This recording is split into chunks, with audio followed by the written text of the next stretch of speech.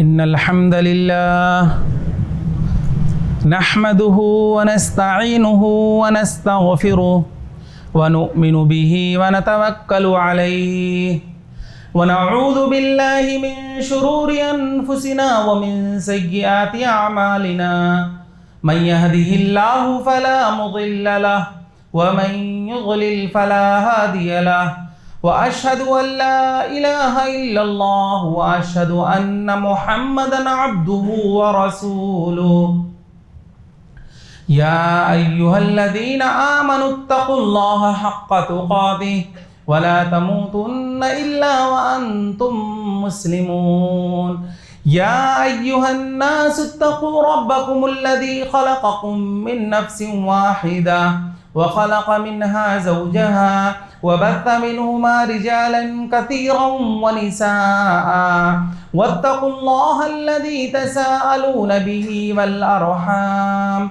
إن الله كان عليكم رقيبا يا أيها الذين آمنوا اتقوا الله وقولوا قولا سديدا يصلح لكم أعمالكم ويغفر لكم ذنوبكم ومن يطع الله ورسوله فقد فاز فوزا عظيما أما بعد فإن خير الحديث كتاب الله وخير الهدي هدي محمد صلى الله عليه وسلم وشر الأمور محدثاتها وكل محدثة بدعة وكل بدعة ضلالة وكل ضلالة في النار أعوذ بالله من الشيطان الرجيم بسم الله الرحمن الرحيم كذبت قبلهم قوم نوح وأصحاب الرس وثمود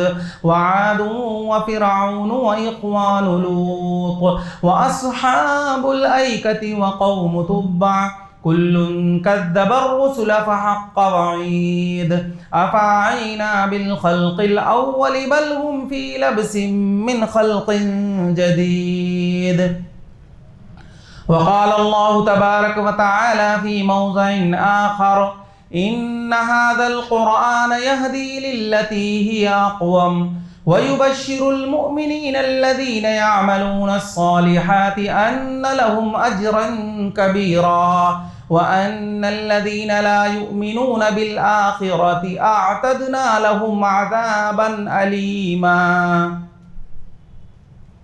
حاضرین جمعہ،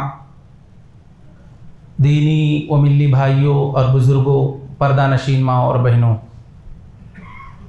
ہر طرح کی تعریف، حمد و ثنا، بڑائی، بزرگی، عظمت و کبریائی اللہ رب العالمین کے لیے ہے. لاکھوں کروڑوں درود و سلام نازل ہوں اللہ رب العالمین کے بھیجے ہوئے تمام انبیاء علیہم الصلاۃ والتسلیم پر، خصوصاً اللہ کے آخری نبی جناب محمد الرسول اللہ صلی اللہ علیہ وسلم پر. وہ ذات مقدسہ مطہرہ مبارکہ جنہیں اللہ رب العزت نے اس کائنات کے لیے رحمت بنایا اور جنہوں نے اس دنیا کے اندر رہ کر چند سالہ زندگی گزار کر دین کی تبلیغ فرمائی اور ہم تک ہمارا دین پہنچایا. محترم بھائیوں، خطبہ مسنونہ کے بعد قرآن مجید سورہ بنی اسرائیل کی 2 آیتوں کی میں نے تلاوت کی ہے. اس آیت میں اللہ رب العالمین قرآن مجید کی عظمت کو بیان کرتے ہوئے فرمایا ان ھذا القرآن یہدی للتی ہی اقوم، کہ قرآن مجید اس راستے پر چلاتا ہے جو سب سے سچا اور سیدھا راستہ ہے. وَيُبَشِّرُ الْمُؤْمِنِينَ الَّذِينَ يَعْمَلُونَ الصَّالِحَاتِ أَنَّ لَهُمْ أَجْرًا كَبِيرًا، کہ قرآن مجید بشارت دیتا ہے ان مومنوں کو جو عمل صالح کرتے ہیں کہ ان کے لیے بہت بڑا اجر تیار کیا گیا ہے. وَأَنَّ الَّذِينَ لَا يُؤْمِنُونَ بِالْآخِرَةِ أَعْتَدْنَا لَهُمْ عَذَابًا أَلِيمًا، اور قرآن مجید ان لوگوں کو متنبہ کر رہا ہے جو آخرت کے دن پر ایمان نہیں رکھتے کہ ان کے لیے بڑا دردناک عذاب تیار کیا گیا ہے. ان دونوں آیتوں میں بتایا گیا کہ قرآن مجید کی ہدایت یہ سب سے سچی ہدایت ہے۔ قرآن مجید ہمیں بتاتا ہے کہ ہمارا دین کیسا ہونا چاہیے۔ قرآن مجید ہمیں بتاتا ہے کہ ہمارا قانون کیسا ہونا چاہیے۔ قرآن مجید ہمیں بتاتا ہے کہ ہمارا عقیدہ کیسا ہونا چاہیے۔ قرآن مجید ہمیں بتاتا ہے کہ ہمارے معاملات کیسے ہونے چاہیے، ہماری تہذیب کیسی ہونی چاہیے، ہمارا کلچر کیسا ہونا چاہیے۔ الغرض قرآن مجید کی رہنمائی ہر شعبے میں قرآن مجید ہماری رہنمائی کرتا ہے۔ قرآن مجید سے بڑھ کر دنیا میں کوئی ایسی کتاب نہیں ہے جو ہر شعبے میں ہماری رہنمائی کرے، اور قرآن مجید سے بڑھ کر صداقت دنیا کے کسی کتاب میں نہیں ملے گا۔ ان ھذا القرآن یہدی للتی ہی اقوم، قرآن مجید اس راستے پر چلاتا ہے جو سب سے سچا اور سیدھا راستہ ہے۔ قرآن مجید یہ اللہ رب العالمین کی جانب سے نازل کردہ سب سے آخری کتاب ہے۔ اس کتاب کے نازل ہونے کے بعد قرآن مجید نے اپنے سے پہلے ساری کتابوں کو منسوخ کر ڈالا۔ قرآن مجید کے نازل ہونے کے بعد توریت کی شریعت منسوخ، قرآن مجید کے نازل ہونے کے بعد انجیل کی شریعت منسوخ، قرآن مجید کی نازل ہونے کے بعد زبور کی شریعت منسوخ، یعنی گویا کہ اللہ رب العالمین نے جتنی بھی آسمانی کتابیں نازل کیا تھا قرآن مجید کے نزول کے بعد ساری کتابوں کو قرآن مجید نے منسوخ کر ڈالا۔ اب رہنما کتاب ہے تو قرآن مجید، صحیفہ ہدایت ہے تو قرآن مجید، ذخیر ہدایت ہے تو قرآن مجید۔ قرآن کو چھوڑ کر کے اگر کوئی شخص یہ سوچے کہ وہ دوسری کتابیں پڑھنا شروع کر دے اس میں ہدایت کا راستہ تلاشنے کے لیے، یا اگر کوئی شخص قرآن کو چھوڑ کر کے توریت پڑھنا شروع کر دے، زبور پڑھنا شروع کر دے، انجیل پڑھنا شروع کر دے، گرچہ اللہ رب العالمین کی نازل کردہ یہ کتابیں ہیں، قرآن سے پہلے اللہ نے انہی کتابوں کو نازل کیا تھا، لیکن قرآن مجید کو چھوڑ کر کے ان کتابوں کو کوئی پڑھنا شروع کر دے بجائے اس کے کہ ہدایت یافتہ ہو، وہ گمراہ ہو جائے گا۔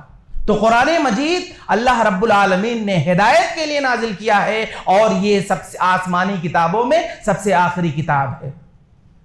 قرآن مجید کی خصوصیت کہ قرآن کریم یہ بہت بڑا معجزہ ہے۔ یہ قرآن کریم تمام معجزوں میں یہ سب سے بڑا معجزہ ہے۔ آپ دیکھیے اللہ کے نبی صلی اللہ علیہ وسلم کو جو بہت سارے معجزات عطا کیے، بعض روایتوں میں آتا ہے 1000، بعض روایتوں میں 3000 کا تذکرہ ملتا ہے۔ تو اللہ رب العالمین نے جتنے بھی معجزات دیے تھے نبی صلی اللہ علیہ وسلم کو، ان تمام معجزوں میں سب سے بڑا معجزہ اگر کوئی ہے تو یہ قرآن مجید ہے۔ کفار مکہ کا معاملہ کیا تھا؟ کفار مکہ نبی کریم صلی اللہ علیہ وسلم پر اعتراض کرتے تھے اور آتے تھے، سوال کرتے تھے اور یہ کہتے تھے ہم آپ کو نبی نہیں مانیں گے، ہم آپ کو نبی اس وقت تسلیم نہیں کریں گے جب تک تم ہمارے سامنے معجزہ ظاہر نہ کرو۔ معجزہ، میں اس کی ایک مثال دیتا ہوں، معجزہ کہتے کسے ہیں؟ اللہ کے نبی صلی اللہ علیہ وسلم ایک مرتبہ ایک سفر پر نکلے، صحابہ کرام کی تعداد تقریباً 100 سے زائد تھی، راستہ چونکہ لمبا تھا، سفر لمبا تھا، راستے میں پانی ختم ہو گیا۔ اللہ کے نبی صلی اللہ علیہ وسلم نے صحابہ کرام میں 2 لوگوں کو بھیجا کہ جاؤ ہمارے لیے پانی تلاش کر لے کر آؤ۔ اب وہ دونوں صحابی نکلے پانی تلاشنے کے لیے، انہیں پانی نہیں ملا۔ پھر اچانک ان کی نظر ایک مشرکہ عورت پر پڑی، وہ ایک مٹکے میں پانی لے کر کے جا رہی تھی۔ ان دونوں نے کہا کہ ہمیں بہت پیاس لگی ہے، ہم پیاسے ہیں، تھوڑا سا پانی ہمیں ملے گا؟ اس عورت نے اپنا پورا مٹکا تھما دیا اور کہا لے جاؤ۔ اب وہ دونوں صحابی اس بھرے ہوئے مٹکے کو اللہ کے نبی صلی اللہ علیہ وسلم کے پاس لے کر کے آئے۔ اللہ کے نبی صلی اللہ علیہ وسلم نے دیکھا کہ پانی کا ایک چھوٹا مٹکا ہے اور پینے والوں کی تعداد تقریباً 100 سے زائد ہے۔ اللہ کے نبی صلی اللہ علیہ وسلم نے اس موقع پر اپنی انگلی کو اس مٹکے میں ڈالا اور اللہ رب العالمین کی جانب سے معجزہ ظاہر ہوا، اور اللہ کے نبی صلی اللہ علیہ وسلم کی انگلیوں سے چشمہ پھوٹا اور اس قدر پانی نکلا کہ اللہ کے نبی صلی اللہ علیہ وسلم نے اس موقع پر اعلان کیا، کہا جسے پینے کی ضرورت ہے وہ پی لے، جسے غسل کرنے کی ضرورت ہے وہ غسل کر لے، جسے کپڑا دھونے کی ضرورت ہے وہ کپڑے دھل لے، جسے پانی جمع کرنے کی ضرورت ہے وہ جمع کر لے۔ راوی حدیث بیان کرتے ہیں 100 سے زائد صحابہ کرام تھے، سارے لوگوں نے اپنی ضرورت کی، جسے پینا تھا پی لیے، جسے نہانا تھا نہا لیے، جن کو جمع کرنا تھا سب جمع کر لیے۔ اتنا کچھ استعمال کرنے کے بعد اس مٹکے کے اندر ذرہ برابر پانی میں کمی نہیں آئی۔ اللہ کے نبی صلی اللہ علیہ وسلم نے اعلان کیا، کہا کہ کیا سارے لوگوں نے ضرورتیں پوری کر لی؟ سب نے کہا اللہ کے نبی صلی اللہ علیہ وسلم ہم نے سب ضرورتیں پوری کر لی۔ اللہ کے نبی صلی اللہ علیہ وسلم وہی بھرا ہوا مٹکا پانی کا اس مشرکہ عورت کو واپس کر دیے۔ جب وہ جانے لگی تو اللہ کے نبی صلی اللہ علیہ وسلم نے کہا کہ اس عورت نے عین وقت میں تمہاری مدد کی ہے، تم پیاسے تھے تو اس کا بدلہ تم اسے دو، اس کے احسان کا بدلہ چکاؤ۔ پھر اس صحابہ کرام میں کسی کے پاس کھجور تھا، کسی کے پاس ستو کا آٹا تھا، جس کے پاس جو کچھ تھا اسے دے کر کے اسے روانہ کر دیے۔ کہنے کا مطلب یہ روایت میں نے آپ کے سامنے اس لیے پڑھی، معجزہ بتانے کا مطلب یہ ہے کہ اللہ رب العالمین نے نبی کریم صلی اللہ علیہ وسلم کو اس طرح سے بہت سارے معجزات عطا کیے۔ بعض روایتوں میں 3000 معجزے کا تذکرہ ملتا ہے کہ اللہ کے نبی صلی اللہ علیہ وسلم کو اس طرح سے دیا گیا۔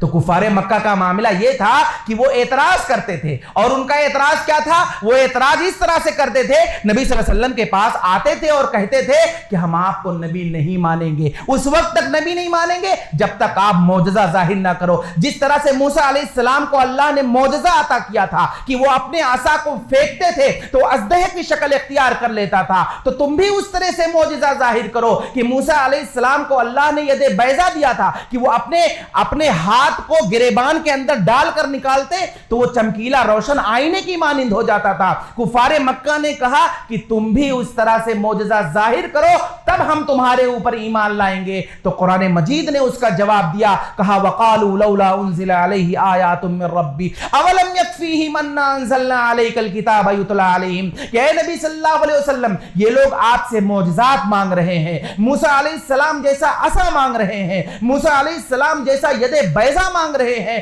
حیرت ہے ان کے عقلوں پر، حیرت ہے ان کے عقلوں پر کہ قرآن مجید جیسا زندہ معجزہ ان کے سامنے موجود ہے، اور صبح شام قرآن مجید کی آیتیں یہ سنتے ہیں۔ یہ قرآن مجید پانے کے بعد یہ لوگ آپ سے معجزے کا مطالبہ کرتے ہیں۔ ان کے اس سوال پر حیرت ہے اور ان کے اس مطالبے پر حیرت ہے۔ تو قرآن مجید یہ اللہ رب العالمین کی جانب سے یہ بہت بڑا معجزہ ہے۔ اب اس کا اعجاز کس شکل میں ظاہر ہوا؟ آپ دیکھیے قرآن مجید سب سے پہلے کس قوم پر اتارا گیا؟ نبی کریم صلی اللہ علیہ وسلم کے توسط سے سب سے پہلے قرآن مجید قوم عرب پر اتارا گیا، اور قرآن مجید کے نازل ہونے سے پہلے قوم عرب دنیا کی سب سے ان پڑھ قوم، دنیا کی سب سے امی قوم، دنیا کی سب سے غیر متمدن قوم، دنیا کی سب سے زوال پذیر قوم کی حیثیت سے مانی جاتی تھی۔ لیکن قرآن مجید اس قوم پر آیا، اس قوم نے قرآن مجید کو رہنما بنا لیا، اس قوم نے قرآن مجید پر عمل کرنا شروع کر دیا، اور قرآن مجید کی وجہ سے ان کا طرز خلافت اور طرز حکومت دنیا کے لیے مثال بن گیا۔ آپ دیکھیے ایک دور وہ بھی تھا کہ لوگ انہیں تانا دیا کرتے تھے، عرب قوم کو یہ تانا دیا کرتے تھے کہ ان کو اونٹ چرانے اور بکریاں چرانے کے سوا کچھ نہیں آتا ہے، ان کے پاس کیا ہے؟ کچھ بھی نہیں ہے، صبح و شام صرف یہ بکریاں چراتے ہیں۔ لیکن قرآن کیا آیا؟ قرآن مجید کو انہوں نے سمجھا، قرآن مجید کے احکامات کے مطابق انہوں نے اپنی زندگی کو بسر کرنا شروع کیا، قرآن مجید کے احکامات پر عمل کرنے لگے۔ اللہ رب العالمین نے ان کی زندگی کو بدل دی، وہ قوم دنیا کی امام مانی جانے لگی۔ قرآن مجید کو کی عظمت کو اگر ہم کما حقہ سمجھنا چاہتے ہیں تو قرآن مجید کو ہمیں سمجھنا پڑے گا کہ قرآن مجید ہے کیا، قرآن مجید کا اعجازی پہلو کیا ہے، قرآن مجید کی خصوصیات کیا ہے، قرآن مجید کے اندر پائے جانے والے کمالات کیا ہیں۔ یہ وہی شخص سمجھ سکتا ہے جو قرآن مجید کو سمجھ کر پڑھتا ہو۔ قرآن مجید اسی لیے آیا ہی ہے کہ آپ قرآن مجید کی تلاوت بھی کریں اور قرآن مجید کی تلاوت کے ساتھ ساتھ اسے سمجھ کر کے بھی پڑھیں۔ آپ دیکھیے قرآن مجید اگر آپ سمجھ کر پڑھنا شروع کریں گے، آپ دیکھیے قرآن مجید کب نازل ہوا؟ قرآن مجید آج سے 1400 سال پہلے نازل ہوا ہے. اس وقت یہ دنیا جو ہمارے آنکھوں کے سامنے ہے, دنیا کا جو منظرنامہ ہمارے آنکھوں کے سامنے ہے, جس ترقی یافتہ دور میں ابھی اس وقت ہم زندگی گزار رہے ہیں, پہلے کے مقابلے میں دنیا ایسی نہیں تھی. ابھی اس دور کا اگر کوئی شخص آج اس کو زندہ کر دیا جائے, وہ اس دنیا کو دیکھے گا تو وہ حیران و پریشان ہوگا, کیونکہ یہ ترقی یافتہ دور اس دور میں نہیں تھا. دنیا کے بدل چکی ہے دنیا. لیکن قرآن مجید اگر آپ پڑھ کر کے دیکھیں گے, قرآن مجید کو آپ سمجھ کر پڑھنے کی کوشش کریں گے, تو ایسا لگے گا کہ قرآن مجید 1400 سال پہلے نازل نہیں کیا گیا ہے, بلکہ قرآن مجید آج اس دور میں اتارا گیا ہے. اس لیے کہ قرآن مجید آج کے حالات سے بحث کر رہا ہے. ہماری انفرادی زندگی ہو, ہماری اجتماعی زندگی ہو, ہماری گھریلو زندگی ہو, کوئی بھی مسئلہ ہو, اگر اس وقت ہم قرآن مجید پڑھ کر کے سمجھنے کی کوشش کریں گے تو ایسا لگے گا کہ قرآن مجید آج کے حالات سے بحث کر رہا ہے. ایک مشہور تابعی احنف بن قیس رحمہ اللہ, یہ قرآن مجید کو پڑھتے تھے, تلاوت کرتے تھے, قرآن مجید کو وہ سمجھتے بھی تھے.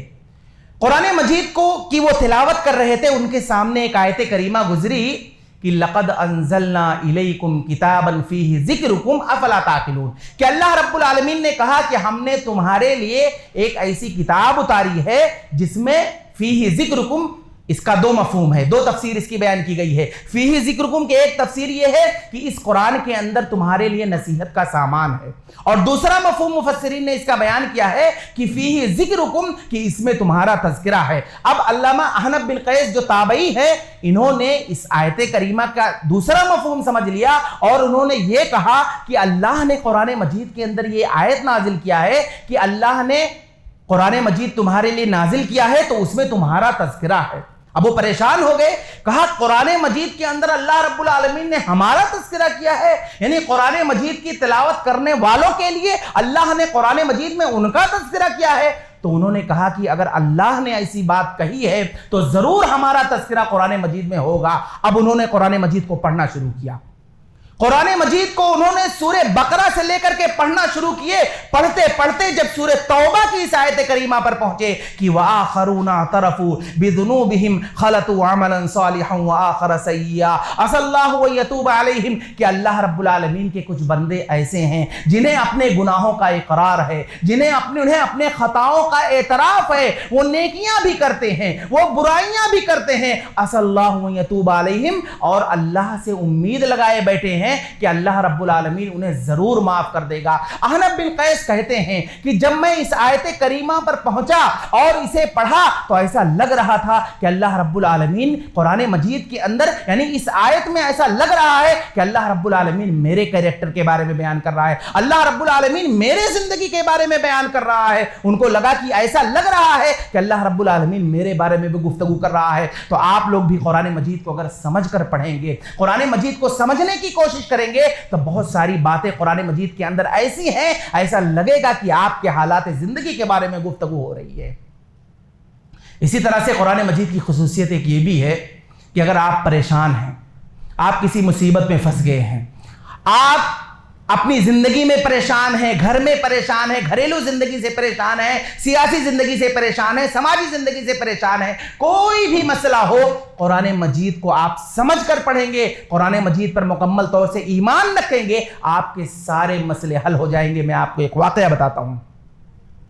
علامہ قرطبی رحمۃ اللہ علیہ, علامہ قرطبی رحمۃ اللہ علیہ یہ اپنے دور کے ایک بہت بڑے مفسر گزرے ہیں. انہوں نے ایک کتاب لکھی ہے, اس کتاب کا نام ہے تفسیر القرطبی. مفسر قرآن ہیں, قرآن مجید کی انہوں نے تفسیر کی ہے, اور یہ رہنے والے کہاں کے ہیں؟ یہ بغداد کے رہنے والے.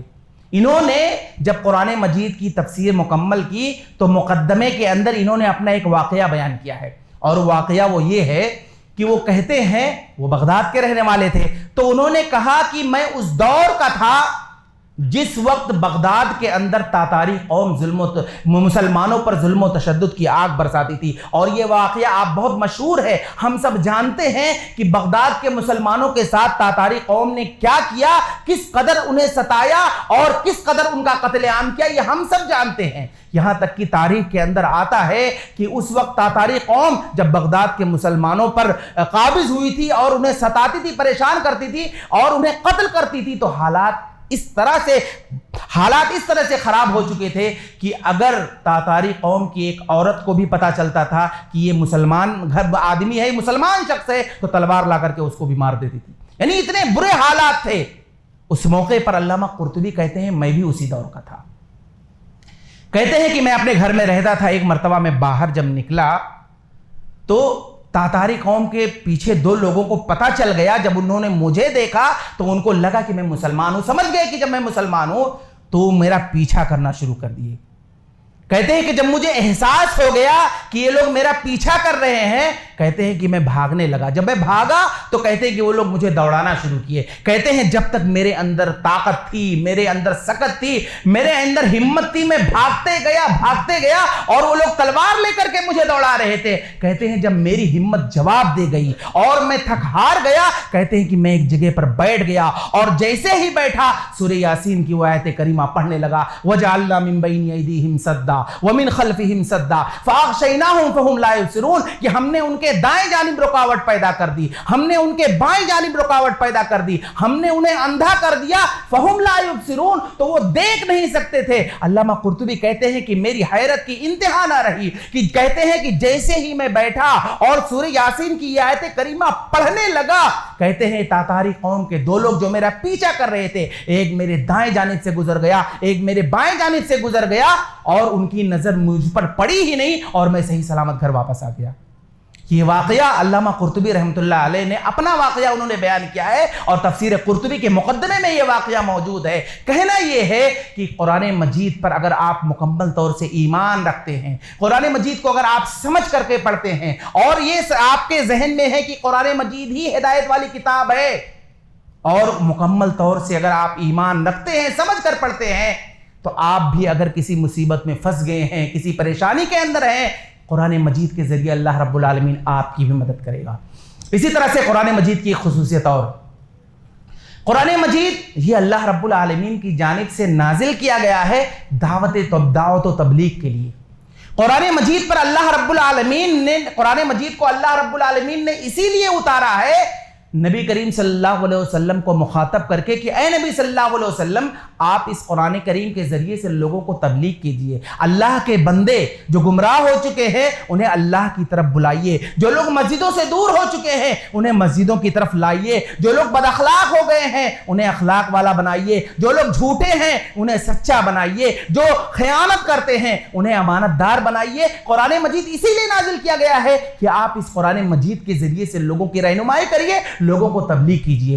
اسی طرح سے قرآن مجید کی ایک خصوصیت یہ بھی ہے کہ قرآن مجید میں اللہ رب العالمین نے نبی کریم صلی اللہ علیہ وسلم کی سیرت کو بیان کیا ہے، آپ صلی اللہ علیہ وسلم کے اخلاق کو بیان کیا ہے، آپ صلی اللہ علیہ وسلم کے زندگی کے اندر جو معاملات درپیش آئے ہیں ان تمام چیزوں کو اللہ رب العالمین نے ذکر کیا ہے. اسی طرح سے اللہ کے نبی صلی اللہ علیہ وسلم کبھی غمزدہ ہو جاتے تھے، آپ پریشان ہو جاتے تھے. بسا اوقات ایسا ہوتا تھا، ایک مرتبہ اللہ کے نبی صلی اللہ علیہ وسلم نے اللہ سے شکایت کیا، اللہ سے یہ شکایت کیا کہ اے اللہ رب العالمین جب میں دعوت و تبلیغ کرتا ہوں، لوگوں کو دین کی طرف بلاتا ہوں، اسلام کی طرف بلاتا ہوں، تو اگر غیر میری بات مانے یا نہ مانے تو مجھے اتنی تکلیف نہیں ہوتی ہے، لیکن جو میرے اپنے ہیں، جو میرے رشتہ دار ہیں، جو میرے قرابت دار ہیں، جب وہ مجھے گالیاں دیتے ہیں، جب مجھ پر وہ دست درازی کرنے کے لیے آتے ہیں، جب وہ مجھ سے لڑائی کرتے ہیں تو مجھے زیادہ تکلیف ہوتی ہے. آپ دیکھیے نبی کریم صلی اللہ علیہ وسلم کا سگا چچا یہ نبی کریم صلی اللہ علیہ وسلم کا سب سے بڑا دشمن تھا،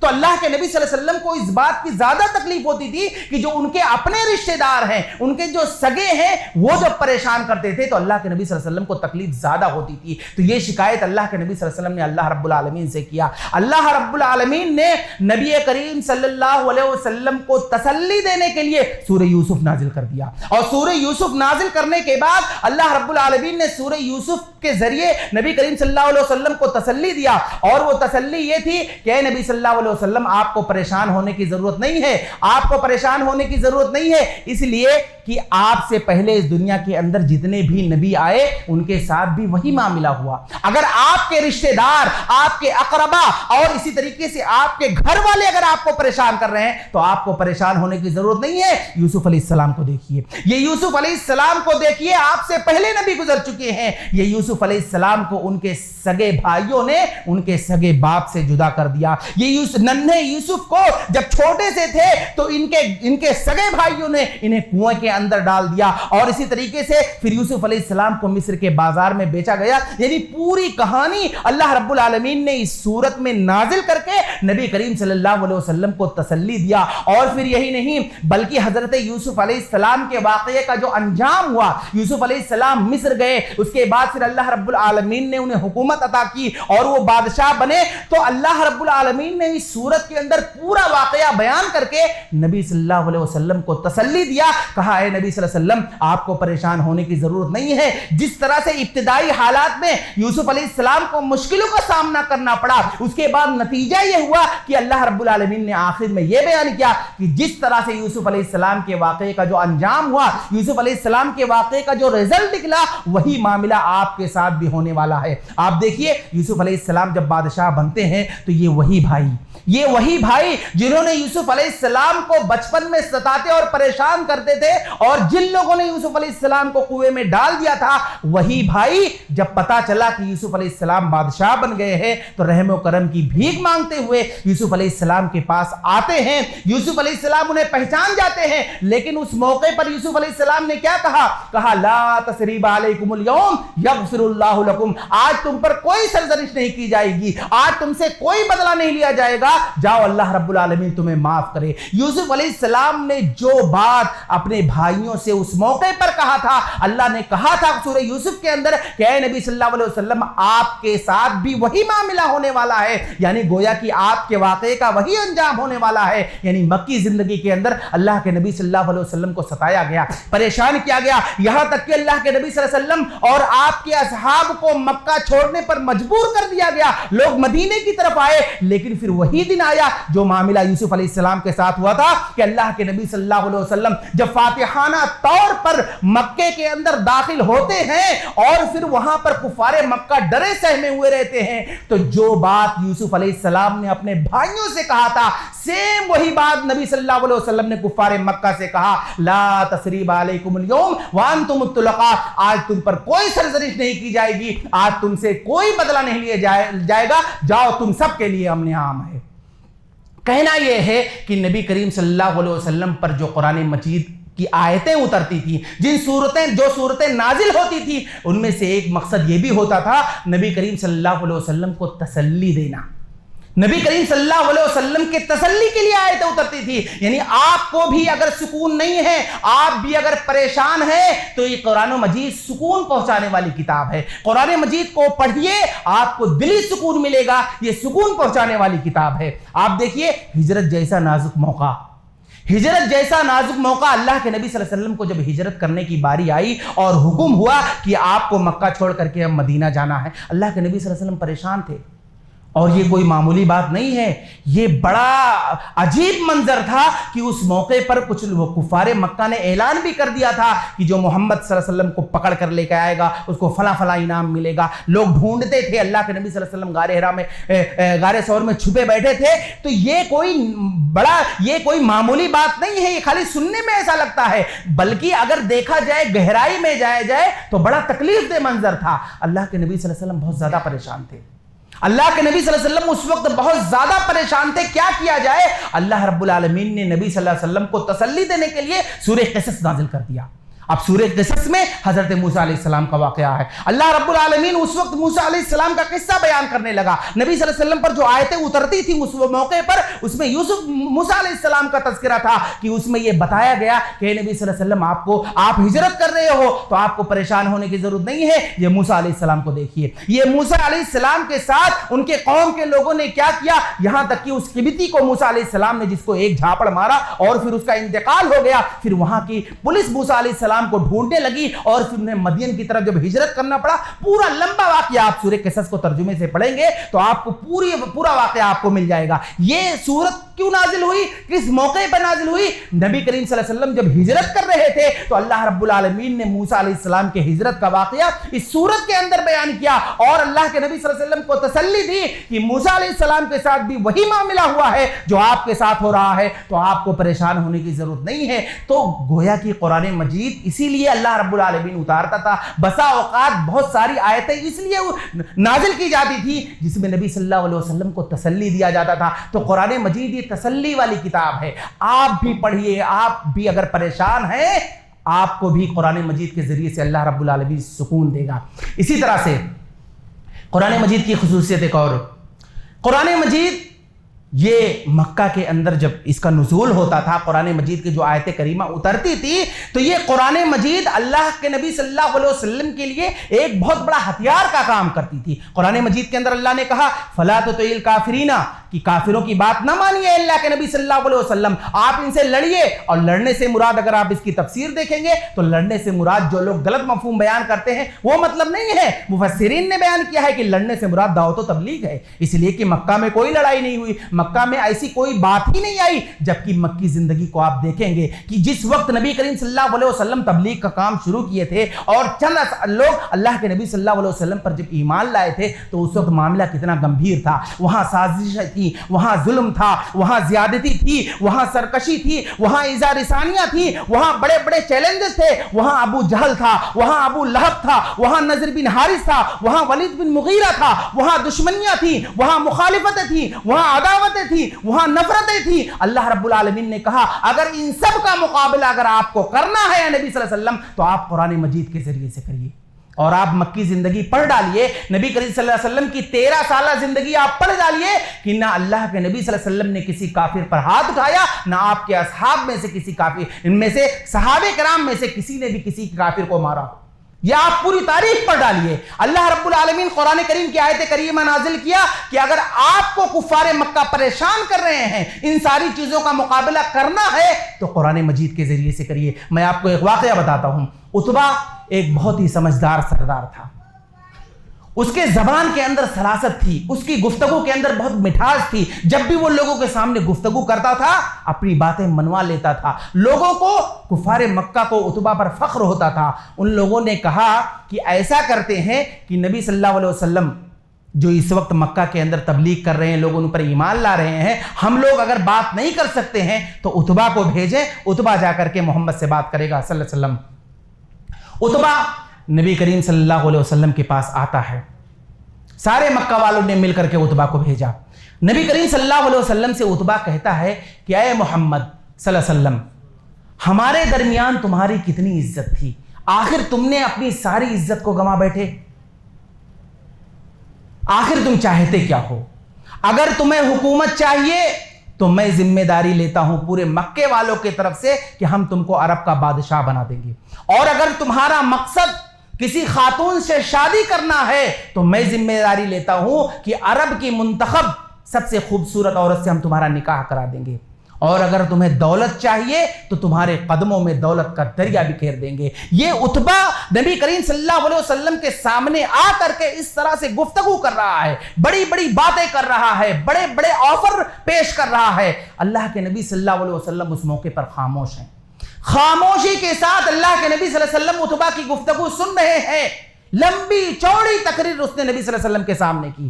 اللہ کے نبی صلی اللہ علیہ وسلم سنتے گئے. جب اس کی بات مکمل ہو گئی تو اللہ کے نبی صلی اللہ علیہ وسلم نے کہا تمہاری بات پوری ہو گئی؟ عتبہ نے کہا کہ ہاں میری بات پوری ہوگی. اللہ کے نبی صلی اللہ علیہ وسلم نے کہا کہ اب میرا جواب سنو. اب اللہ کے نبی صلی اللہ علیہ وسلم نے عتبہ کے گفتگو کے جواب میں اپنی گفتگو سے کوئی جواب نہیں دیا. اللہ کے نبی صلی اللہ علیہ وسلم نے کہا کہ اب میرا جواب سنو. تو اللہ کے نبی صلی اللہ علیہ وسلم قرآن مجید پڑھنا شروع کر دیے, اور قرآن مجید سورہ فصلت پڑھنا شروع کر دیے. پڑھتے پڑھتے جب قرآن مجید کی اس آیت کریمہ پر پہنچے فَإِنْ أَعْرَضُوا فَقُلْ أَنذَرْتُكُمْ صَاعِقَةً مِثْلَ صَاعِقَةِ عَادٍ وَثَمُودَ, کہ نبی صلی اللہ علیہ وسلم ان کافروں سے کہہ دیجئے کہ اگر انہوں نے آپ کی بات نہیں مانی, انہوں نے روگردانی کی, تو ان کا وہی انجام ہوگا جو قوم عاد اور قوم سمود کا ہوا تھا. عتبہ نے جیسے ہی اس بات کو سنا اللہ کے نبی صلی اللہ علیہ وسلم کے منہ پر اپنا ہاتھ رکھ دیا اور کہا بس کرو محمد بس کرو, کیونکہ عتبہ کو پتا تھا کہ قوم عاد اور قوم سمود کا اللہ نے کیا انجام کیا ہے. اور عتبہ کو یہ بھی بھی پتا تھا کہ نبی صلی اللہ علیہ وسلم جو بات کہہ رہے ہیں وہ ہو کر رہے گی، اس لیے وہ نبی صلی اللہ علیہ وسلم کو خاموش کیا اور پھر اپنے سر کو جھکایا اور وہاں سے چلتا بنا۔ پورے مکے کے لوگ بیٹھ کر کے وہاں منتظر تھے، انتظار کر رہے تھے کہ عتبہ اگر آئے گا تو کوئی نہ کوئی رزلٹ ضرور لے کر کے آئے گا۔ عتبہ کے اترے ہوئے چہرے کو اور سر جھکائے ہوئے کو وہاں مکہ والے جو بیٹھ کر انتظار کر رہے تھے دیکھ کر کہہ رہے کہ دیکھو یہ محمد کا جادو عتبہ بھی چڑھ گیا۔ کہنا یہ ہے کہ قرآن مجید کے اندر اللہ رب العالمین نے ایسی تاثیر رکھی ہے کہ اگر آپ کسی کے سامنے یا خاص طور سے اگر آپ دعوت و تبلیغ کر رہے ہیں تو تبلیغ کے دوران اگر آپ ترجمے کے ساتھ ساتھ قرآن مجید کے الفاظ کو، قرآن مجید کی آیتوں کو بھی اگر آپ پڑھیں اس کے سامنے والے کے چہرے کو دیکھیں، اللہ رب العالمین کی جانب سے ضرور ایک قرآن مجید کے اندر ایک ایسی تاثیر ہے کہ سامنے والے کے چہرے پر ضرور کچھ فرق نظر آئے گا۔ تو اللہ کے نبی صلی اللہ علیہ وسلم کو یہ قرآن مجید مکہ کے اندر بطور ہتھیار عطا کیا گیا تھا کہ آپ قرآن مجید کے ذریعے سے اپنا دفاع کریے۔ دیکھیے عتبہ کو اللہ کے نبی صلی اللہ علیہ وسلم نے کوئی جواب نہیں دیا، صرف قرآن مجید کی آیت کریمہ پڑھے، اس کی حالت خراب ہو گئی، فوراً وہاں سے چلتا بنا۔ تو کہنا یہ ہے کہ قرآن مجید اللہ نے نازل کیا ہے اسی مقصد کے تحت آپ تلاوت کریے۔ تلاوت کرنا عبادت ہے، آپ تلاوت کریے، جتنا ہو سکے پڑھیے، لیکن جہاں تک ہو سکے آپ کے پاس وقت ہے تو آپ قرآن مجید کو سمجھنے کی بھی کوشش کیجئے۔ قرآن مجید کی آیتوں کو آپ پڑھیے، کم سے کم آپ اتنا سمجھ لیں کہ نماز کے اندر جو سورتوں کی تلاوت کی جاتی ہے اتنا آپ سمجھ لیں کہ کم سے کم سورہ فاتحہ کا ترجمہ کیا ہے، قرآن مجید کی جو چھوٹی چھوٹی صورتیں کیا ہیں ان کا معنی اور مفہوم آپ کو سمجھ میں آئے، اتنا تو ہر شخص کو قرآن مجید کو سمجھ لینا چاہیے۔ اسی طرح سے قرآن مجید ایک ایسی کتاب ہے، اللہ نے اسے نازل کیا، نازل کرنے کے بعد اللہ رب العالمین نے بتایا کہ ہدایت والی کتاب ہے، اور قرآن مجید کو چھوڑ کر کے اگر کوئی شخص اور راستہ تلاش کرے یا قرآن مجید کے احکامات کو ترک کر دے، اللہ کے نبی صلی اللہ علیہ وسلم نے اس کے لیے وعید سنائی ہے، کہا ان اللہ یرفع بہذا الکتاب اقواما ویضع بہ الآخرین، کہ اللہ رب العالمین اسی قرآن مجید کے ذریعے سے ایک قوم کو بلندی عطا کرتا ہے اور اسی قرآن مجید کے ذریعے اللہ رب العالمین ایک قوم کو پست کر دیتا ہے۔ یعنی جو لوگ قرآن مجید کے مطابق قرآن مجید پر عمل کریں گے، اس کے مطابق زندگی گزاریں گے، اللہ رب العالمین انہیں عزت دے گا، دنیا کے اندر عزت دے گا اور آخرت میں بھی اس کا اونچا مقام ہے۔ کسی شاعر نے کہا کہ وہ معزز تھے زمانے میں مسلمان ہو کر اور ہم خوار ہوئے تاریک قرآن ہو کر، یعنی جن لوگوں نے اشارہ صحابہ کرام کی طرف ہے کہ صحابہ کرام نے قرآن مجید کے مطابق زندگی گزاری، قرآن مجید کو گلے سے لگایا، اسے سمجھا اور اس کے احکامات پر عمل کیے، اللہ نے انہیں بلند کیا۔ اور آج ہم لوگ ہیں قرآن مجید کو ہم نے چھوڑ دیا، قرآن مجید کے احکامات پر ہم زندگی نہیں گزار رہے ہیں، اللہ رب العالمین ہمیں ذلیل و رسوا کر رہا ہے۔ تو قرآن مجید سے گلے لگائیے، قرآن مجید کو پڑھیے، قرآن مجید کو سمجھ کر پڑھیے، قرآن مجید کو احکامات پر پڑھیے۔ اور قرآن مجید کے چھوڑ دینے کا ایک نقصان یہ بھی ہے، اب دیکھیے قرآن مجید کے چھوڑ دینے کا ایک دنیوی نقصان یہ ہے کہ جو شخص قرآن مجید کو چھوڑ دیتا ہے اللہ رب العالمین اس کے رزق کو بھی تنگ کر دیتا ہے۔ آج معاملہ یہ بہت سارے لوگ پریشان ہیں، ہمارے رزق میں روزی میں برکت نہیں ہو رہی ہے، ہم روپے اور پیسے کما رہے ہیں، پتہ نہیں کہاں آتا ہے چلے جاتا ہے، پریشان ہے۔ اللہ نے کیا کہا وَمَن يَعْشُ، اللہ رب العالمین نے کہا کہ وَمَنْ أَعْرَضَ عَنْ ذِكْرِي فَإِنَّ لَهُ مَعِيشَةً ضَنْكًا وَنَحْشُرُهُ يَوْمَ الْقِيَامَةِ أَعْمَى قَالَ رَبِّ لِمَ حَشَرْتَنِي أَعْمَى وَقَدْ كُنْتُ بَصِيرًا قَالَ كَذَلِكَ أَتَتْكَ آيَاتُنَا فَنَسِيتَهَا وَكَذَلِكَ الْيَوْمَ تُنسَى۔ اللہ نے کہا جس نے میرے ذکر سے اعراض کیا، مفسرین لکھتے ہیں کہ ذکر سے مراد یہاں قرآن مجید ہے، جس نے قرآن مجید سے اعراض کیا، قرآن مجید سے روگردانی کی، قرآن مجید کے احکامات پر اس نے عمل نہیں کیا، اللہ نے کہا کہ ہم دنیاوی سزا اس کو اس طور پر دیں گے کہ اس کے رزق کو تنگ کر دیں گے۔ وہ 1 لاکھ روپے مہینے بھی کمائے گا، زیادہ سے زیادہ پیسے بھی کمائے گا، لیکن وہ پریشان حال رہے گا، اس لیے کہ اللہ رب العالمین اس کے رزق کو تنگ کر دے گا۔ بظاہر پیسہ کمائے گا لیکن وہ ایک طرف سے آئے گا دوسرے طرف سے چلے جائے گا، یا ایسا بھی رہے گا کہ اس کو روپے اور پیسے کے لیے وہ تڑپے گا، اس کے پاس کچھ بھی نہیں ہوگا۔ اللہ نے کہا وَمَنْ أَعْرَضَ عَنْ ذِكْرِي فَإِنَّ لَهُ مَعِيشَةً ضَنْكًا، یہ پہلی سزا ہوئی۔ دوسری سزا اللہ نے قرآن میں کیا کہا وَنَحْشُرُهُ يَوْمَ الْقِيَامَةِ أَعْمَى، کہ اللہ رب العالمین قیامت کے دن سے اندھا اٹھائے گا۔